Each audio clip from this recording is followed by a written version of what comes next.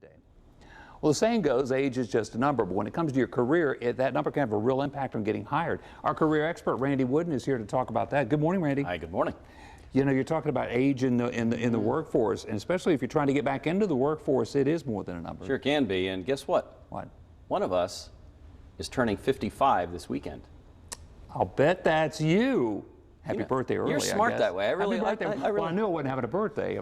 It would be nice. I'd be getting some presents. Ageism is out there. Yeah. To what degree, we don't know. And as I hit the old double nickel, then I guess it becomes more real to me, were I to lose my job and find myself, as you said, unemployed, 55, and where do I go? What do I do? So I want to talk about ageism, both from the perspective of the job hunter and also a little bit I'd like to talk to employers. For the job hunter, how do you encounter something like that? Well, first off, the broad picture here is get over it. Yeah. You can do what you can to affect the process. Yeah. You can work your process, you can network and interview and try to answer the questions all the best way you can, but at some point, you know what? I can't control what you do, but I can control how it affects me.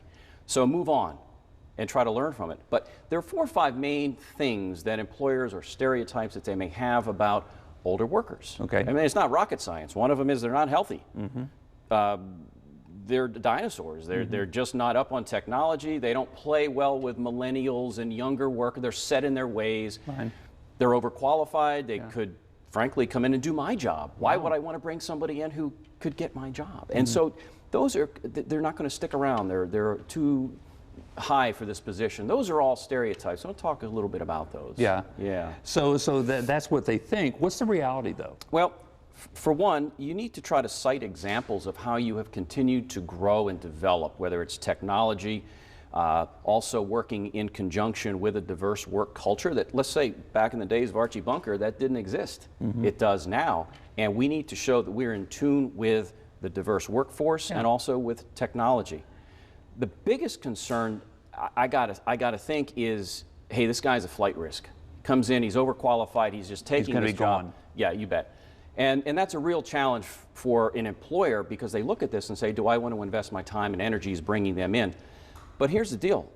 Employers don't keep people for 30 and 40 years anymore. It's imperative from an employer standpoint that they bring somebody in, they don't have to babysit and train. People like you and me, we've been out there, we know what we're good at, and just simply because we're not out there trying to climb that corporate ladder looking all the time, doesn't mean we're lazy. Yeah.